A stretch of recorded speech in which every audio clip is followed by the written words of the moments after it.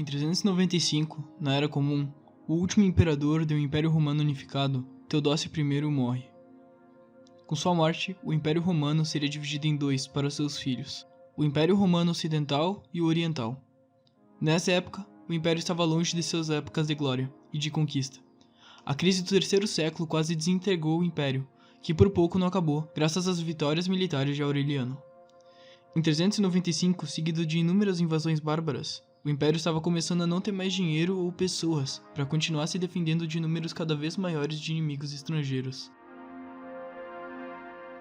No inverno de 408, inúmeras tribos alemãs atravessaram o rio Reno, que estava com pouca presença militar romana devido às invasões de bárbaros em outros lugares no Império.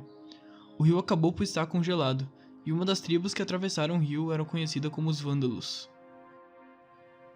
Mais tarde, o imperador romano, após essas invasões, designou algumas terras para essas tribos germânicas, em condição com que eles não causassem detrimento ao Império.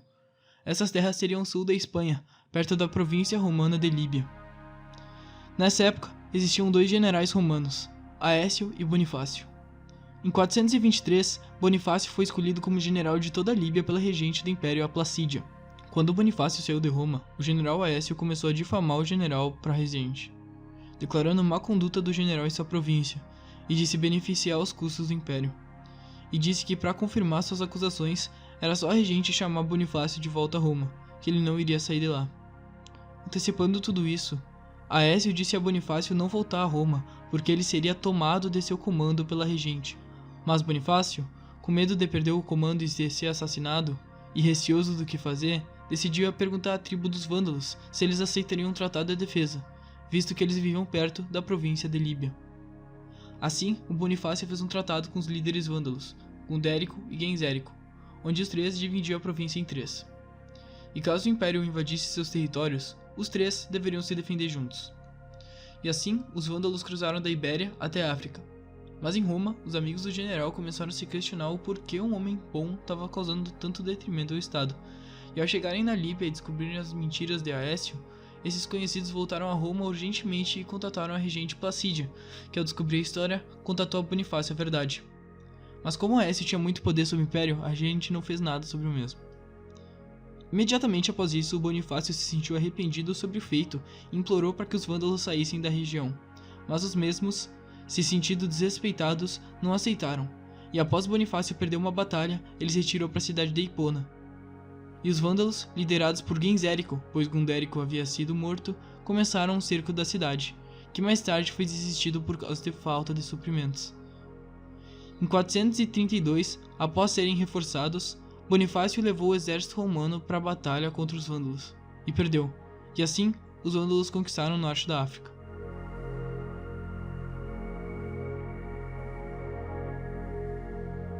Então, com os vândalos já instaurados na África, eles começaram a reinar o seu reino. Os líbios mais ricos foram transformados em escravos, e foram tomados de suas terras e dinheiro para os filhos de Gensérico. Ele também tomou todos os outros líbios de suas terras, e entregou para o resto dos vândalos. Todos os líbios que possuíam terras imediatamente entraram na extrema pobreza, mas pelo menos os que tinham menos terras continuaram livres, não sendo escravizados.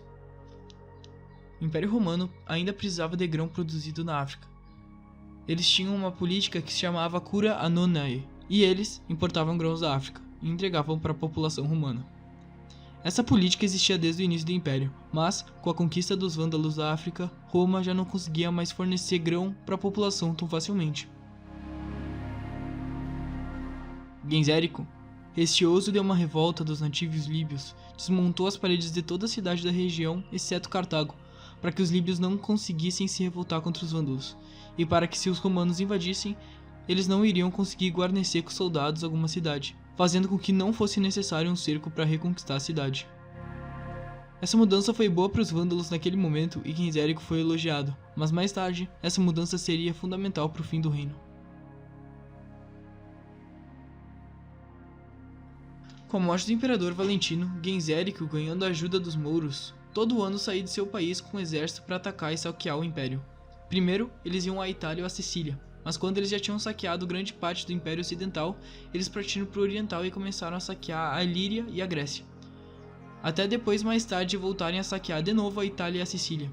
Procópio conta uma história que uma vez, quando Gensérico saiu de Cartago para saquear algum lugar do Império, como já era rotina esses saques, o capitão da frota perguntou: "Onde vamos?" E ele responde dizendo, claramente, contra aqueles que Deus está bravo. E assim, eles saqueavam qualquer lugar onde eles acabavam por embarcar. Fora a tentativa de Bonifácio, tiveram outras de reconquistar a província da Líbia dos Vândalos. Majoriano era imperador romano ocidental em 457, e segundo Procópio, ele foi melhor imperador que todos que o precederam. Majoriano restabeleceu um maior controle sobre a Gália, e depois de uma campanha militar, ele decidiu que era necessário reconquistar a província da Líbia para o Império. O imperador preparou cerca de 300 navios na costa da Espanha, e planejava atravessar até Mauritânia e invadir por lá. Mas, Gensérico, como subornou os guardas da frota, conseguiu destruir a frota completa de Majoriano e acabar com os planos dessa invasão. Mais tarde, o imperador Majoriano foi assassinado por Ricímero, um alemão que queria controlar e ter mais influência sobre o império. Pouco tempo depois teve outra tentativa, dessa vez o imperador romano oriental Leão I. Em 468, fundou um exército de 100.000 homens. Ele coletou a frota de todo o mar Mediterrâneo Oriental. Ele gastou muito dinheiro com suas tropas, cerca de 1.300 quintenária. Esse valor equivale a cerca de 59 toneladas de ouro. Com essa preparação, o imperador colocou Basilisco, que mais tarde seria imperador, como líder dessa expedição. A escolha foi apurada pela esposa do imperador e também por um personagem influente na política romana, um senador com descendência alemã, Aspar, que não queria que o imperador recuperasse a província da África porque queria ter mais influência sobre o império. Então, ele trabalhou para que o imperador colocasse como líder da expedição um general que tinha poucas chances de suceder na invasão e ganhar glória para o imperador. A expedição foi dividida em 3 partes. A primeira, liderada por Marcelino, facilmente capturou a ilha da Sardenha, que estava sendo controlada pelos vândalos. E a segunda, liderada por Heráclio, partiu com o exército para a Líbia, onde capturou a cidade de Trípoli também facilmente, com o apoio da população local. Essas 2 partes partiram então para a cidade de Cartago para se encontrar com a terceira e principal parte, liderada por Basílico. Basílico ganhou uma batalha naval a caminho da cidade, e após ouvir essas notícias de vitórias romanas, somos contados que Gensérico ficou completamente abismado e já esperava a derrota. Mas, Basílico, em vez de partir direto para a cidade de Cartago e reconquistar a província, ficou 5 dias embarcado em um porto.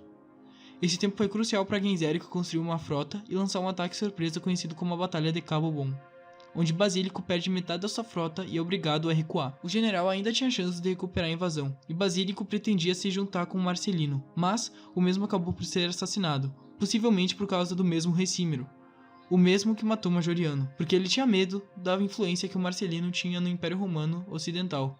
Então, Heráclio e Basílico voltaram a Constantinopla, passando vergonha e não conseguindo reconquistar a província para o Império Romano. Gensérico então continuou a sacar o império como, se não mais que antes, mas o novo imperador romano oriental Zeno não estava preparado ou pronto para as guerras. Então, o mesmo fez um acordo de paz com os vândalos em 474. Essa paz durou do reino de Zeno até o reinado de Justiniano I, ou seja, cerca de 60 anos. Pouco tempo depois, Gensérico, tendo reinado por cerca de 39 anos, faleceu em 477. Em 523, Hildérico ascendeu o trono do reino dos Vândalos após a morte de seu pai. Ele era um rei pacífico e não gostava de comandar as tropas ou de coisas relacionadas ao exército. Esse Hildérico era amigo próximo de Justiniano, que ainda não tinha virado imperador, mas era o próximo na linha do trono do Império Romano. Hildérico tinha um familiar chamado de Gelímero. Ele era considerado um ótimo soldado e de pouco em pouco ele foi assumindo cada vez mais controle sobre o reino, visto que Hildérico não fazia nada sobre. Um dia, Gelímero então se encontrou com alguns da nobreza e começou a difamar o rei, dizendo que ele tinha medo de guerra e que ele mantinha amizade com o imperador romano porque queria ceder o reino de volta ao império. Os nobres foram convencidos e prenderam Hildérico para depois proclamar Gelímero como rei do país. Quando o agora imperador Justiniano I ficou sabendo disso, ele enviou a Gelímero uma carta falando de sua injustiça com Hildérico. Mas Gelímero ignora as cartas e continua mantendo a prisão do seu antigo rei. Então, Justiniano manda uma segunda carta, dessa vez ameaçando guerra caso Gelímero não entregue Hildérico para Constantinopla. Gelímero responde ao imperador falando que ele tem autoridade sobre seu reino e que podia fazer o que ele quisesse. Assim, Justiniano começou a trabalhar em planos para a invasão da Líbia.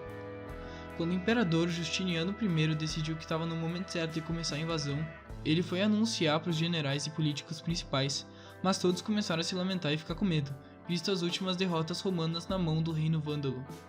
Sua maioria ficou se lamentando internamente, mas João da Capadócia decidiu falar com o imperador e o persuadiu de desistir da invasão. Mas, pouco tempo depois, um bispo disse que queria conversar com o imperador pessoalmente. Esse bispo disse que Deus falou com ele e pediu para persuadir o imperador a começar a guerra, porque Deus iria ajudar o imperador a ganhar a guerra em prol do cristianismo.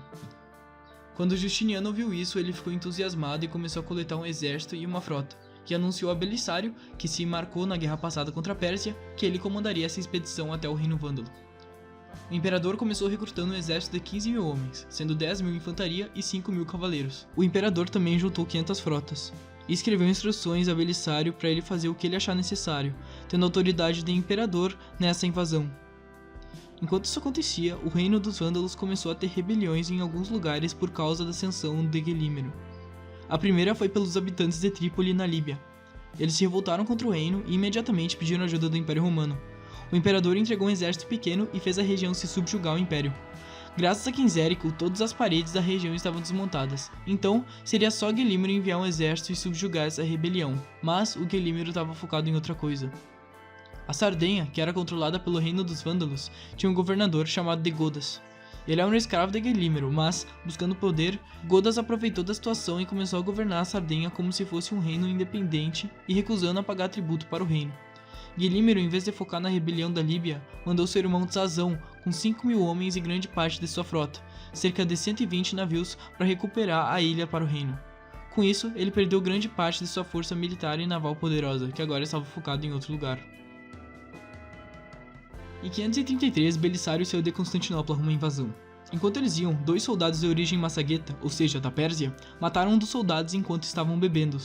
E ao descobrir isso, Belisário empalou esses 2 soldados massaguetos. Esses soldados persas começaram a se revoltar pelo fato de não quererem ter que ser subjugados às leis romanas. E até soldados romanos começaram a ficar descontentes pelo fato de terem que ser subjugados a ter disciplina. Assim, Belisário chamou o exército inteiro e falou sobre justiça e como era importante para a campanha.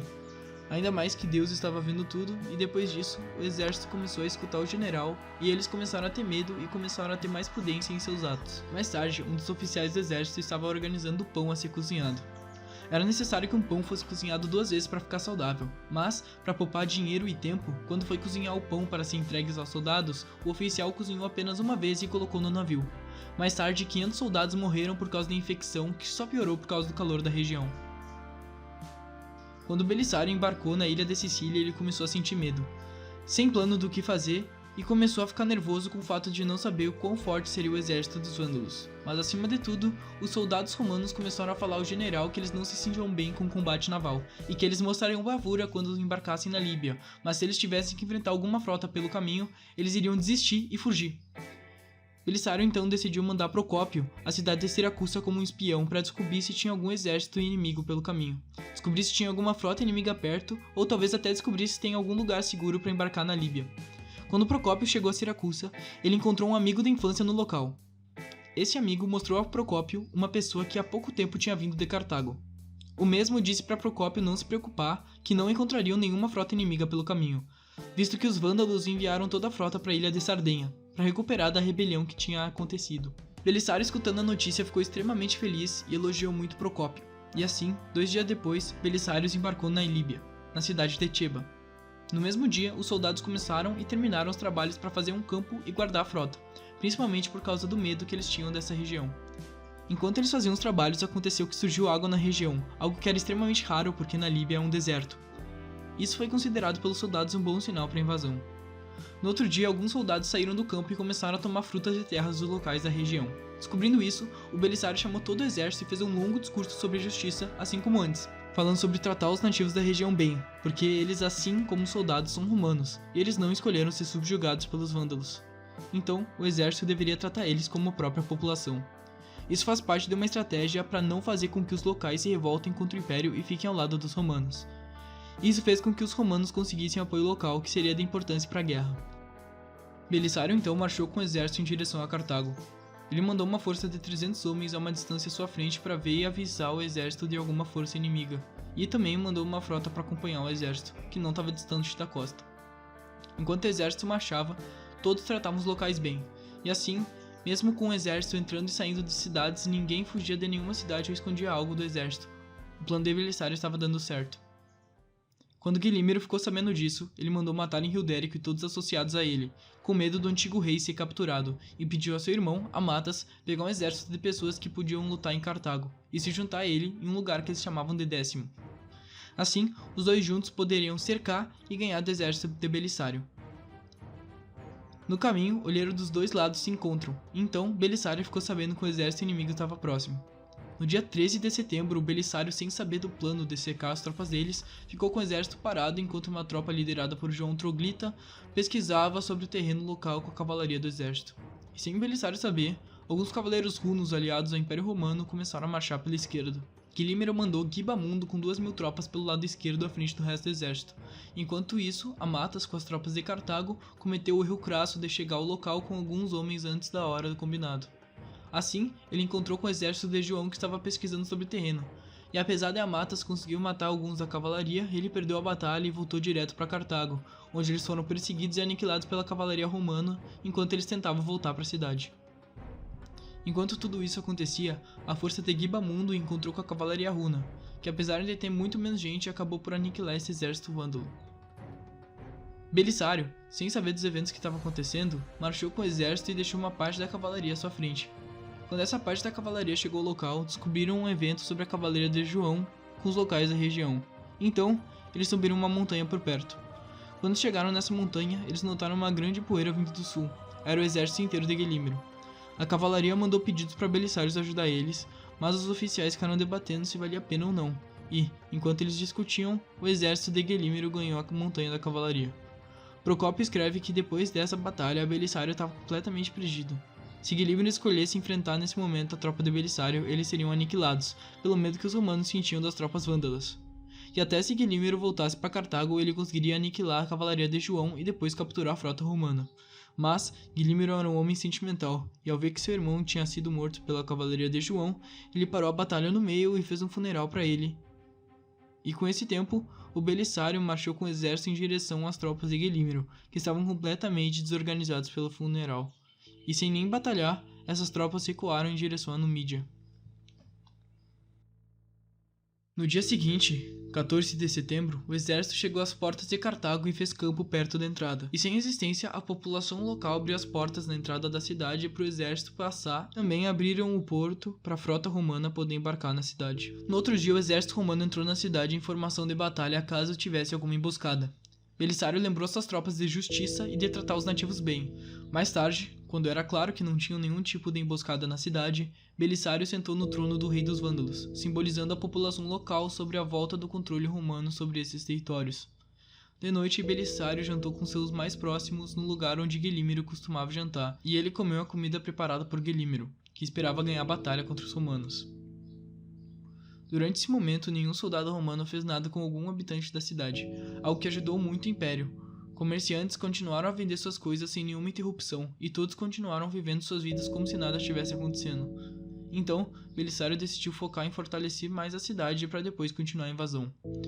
Sazão, que estava fazendo sua expedição na ilha de Sardenha, chegou na cidade de Cagliari e rapidamente capturou ela e o líder da rebelião, Godas.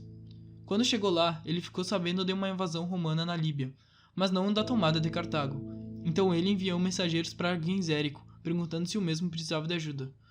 Mas ele enviou mensageiros para a cidade de Cartago, e quando chegaram lá foram pegos pelos guardas, que entregaram a carta a Belissário, que não fez nada com os mensageiros. Guilímero mais tarde enviou cartas a Sazão explicando o evento, falando que a rebelião da Sardenha foi um ato de Deus para distrair o reino vândalo e mandar suas melhores tropas para outro lugar enquanto uma invasão estava ocorrendo. Quando Sazão recebeu a carta de Guilímero, ele e seus soldados começaram a se lamentar, e quando eles voltaram para o seu reino e se encontraram com o resto do exército, Procópio comenta que todos começaram a lamentar e chorar, com Sazão e Guilímero abraçados um ao outro sem falar nada, apenas se lamentando. Guilímero então, com o exército unificado, decidiu marchar em direção a Cartago. Quando eles chegaram perto, eles destruíram o arquiduto da cidade, mas como nenhum exército apareceu por perto, eles recuaram de lá. Guilímero tentou controlar as estradas que levavam a Cartago, mas também não resultou em nada, e também tentou fazer com que a cavalaria runa mudasse de lado, que também não deu certo. Visto que quando Belissário notou isso através de desertores, ele começou a pagar mais a sua cavalaria runa. Quando Belisário terminou suas fortificações, ele mandou toda sua cavalaria para fora da cidade para fazer pequenos conflitos com o exército inimigo que estava ali perto. E no outro dia, ele partiu com o resto do exército para batalhar. No dia seguinte, no almoço, Guilímero e Tzazão fizeram formação de batalha na hora do almoço e os romanos, que estavam preparando seus almoços e não esperavam isso, rapidamente fizeram formação de batalha também. Bastante tempo passou e nenhum dos exércitos começou a batalha. Então, Belisário comandou João o Armênio com alguns cavaleiros atravessar o rio e atacar os vândalos. João fez isso e atacou o centro da linha onde Tzazão ganhou e perseguiu a cavalaria enquanto a mesma fugia. Mas quando a cavalaria atravessou o rio, eles não foram juntos. João fez isso de novo, e depois mais uma vez. Na terceira tentativa, a batalha foi mais tensa, e Tzazão acabou morrendo no combate. Então o exército romano atravessa o rio e os vândalos começaram a perder chão no meio até perder o resto da linha inteira. Mais tarde, Guilímero e o resto do exército voltaram a seu campo, derrotados, e Guilímero, em segredo, fugiu a cavalo para uma montanha distante na Numídia, junto com seus mais próximos. Belisário, junto com o exército romano, chega no campo inimigo e o exército, notando que Guilímero havia fugido, começa a fugir desorganizadamente a qualquer lugar. Quando os romanos chegam no campo inimigo, eles notam que eles tinham deixado todas as suas possessões no campo, incluindo grande parte da riqueza do reino.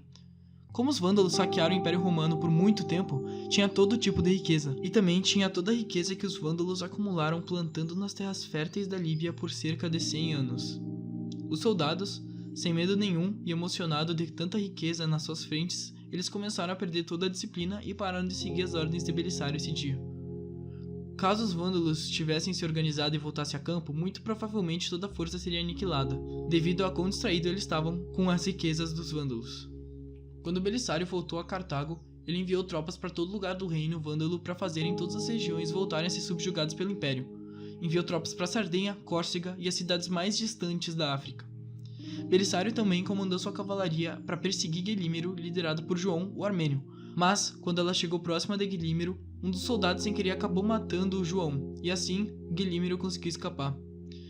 Belisário continuou tentando capturar Guilímero, mas quando chegou em Hipona, descobriu que Guilímero tinha escapado para uma montanha na Numídia extremamente difícil de ser capturada. Então, ele enviou uma força de 300 homens liderada por Farás para fazer um cerco nessa montanha pelo curso do inverno. Farás, ao chegar na montanha, tentou capturar ela, mas os mouros da região resistiram, então ele se manteve ao cerco. Guilímero, então, por causa do cerco, começou a viver em miséria imensa, cujo nunca tinha vivido igual na vida. Os vândalos sempre tiveram muitas riquezas, e agora Guilímero estava preso numa montanha, sem comida, onde eles estavam com povos de outros países. Os vândalos são um povo que gosta de sair, viver e caçar animais em lugares livres, e Guilímero não estava acostumado com os mouros, que viviam nessa miséria pela maior parte do tempo. Farás, então, manda uma carta a Guilímero aconselhando o mesmo a se render, e desistir dessa vida infeliz e dessa miséria. Eu normalmente não descrevo os grandes discursos ou falas, mas como achei essa interessante e cômica, eu vou apresentar a resposta de Guilímero. Eu sou profundamente grato pelo conselho que tu tens me dado, e eu também considero intolerável ser escravo de um inimigo que tem me maltratado, com o qual eu oro a Deus exercer justiça, se lhe for oportuno a mim. Um inimigo pelo qual, apesar de não sofrer algum dano de mim, seja em feitos que ele sentiu ou em palavras que ele ouviu, achou um pretexto para uma guerra sem motivo e me reduziu essa lamentação, trazendo Belisário contra mim de onde eu não sei aonde. Mas ele também é um homem, e, apesar dele ser um imperador também, não é completamente improvável que aconteça algo para ele que ele não escolheria. Mas por mim, eu não tenho mais nada a escrever, pois minha desgraça tem roubado até dos meus pensamentos. Adeus, então, Farás, e me dê uma lira, um pão e uma esponja, eu te imploro. A gente é contado que quando Farás recebe essa carta, ele ficou perdido sem entender essa última parte, até que o homem que entregou a carta pra ele explicar que Guilímero queria um pão, porque ele não tinha comido um desde que ele entrou na montanha, uma esponja para limpar de seus choros e uma lira para fazer ele compor música sobre suas perdas. Farás, então com pena de Guilímero, faz isso, mas não destrói o cerco. 3 meses depois, Guilímero viu um certo evento ocorrer. Tinham 2 crianças, que acabaram pela imensa sorte de encontrar um pedaço de trigo e tinham cozinhado em um pão. Quando o pão pareceu pronto o suficiente, uma das crianças pegou o pão e comeu o mesmo com o pão tendo acabado de sair do forno. Em seguida, a segunda criança bateu na primeira criança até ela soltar o pão e cuspir para outra criança comer o resto do pão. Quando Guilímero viu isso, ele mandou uma carta para Farás se rindando. Mais tarde, Guilímero chegou na cidade de Cartago e se encontrou com Belisário. No momento que se encontraram, o Guilímero começou a rir incontrolavelmente. Tem algumas teorias do porquê, mas eu acredito que seria por causa que a fome que ele sentiu por muito tempo fez ele ficar maluco. Mas de qualquer maneira, o Belisário informou o imperador da captura do último rei do reino dos Vândalos, e esse foi o fim da Guerra Vândala. Mais tarde, alguns oficiais na guerra começaram a insultar Belisário e o imperador Justiniano, falando que Belisário estava estabelecendo uma tirania e que ele tinha ambições de se tornar rei dos territórios conquistados. Assim, Justiniano enviou a Belisário as duas opções: ficar na Líbia e mandar Guelímero e os Vândalos para Constantinopla, ou voltar, assim mesmo, a Constantinopla.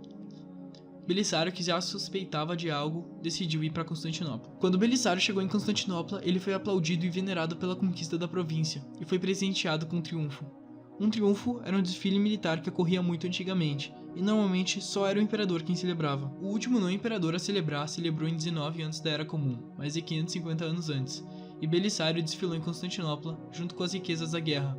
Algumas dessas riquezas incluíam algumas que Genserico tinha tomado de Roma há 100 anos atrás, como o tesouro dos judeus, cujo Império Romano tinha capturado Jerusalém lá no ano 70. A conquista do reino dos Vândalos por Belisário durou cerca de 1 ano, e com o fim dessas conquistas, a província de Líbia voltou a entrar em posse do Império Romano, e suas riquezas financiaram a Guerra dos Godos, que ocorreu mais tarde. A província ficaria sob controle romano por mais de 180 anos, até mais tarde eles serem conquistados pelos califas árabes.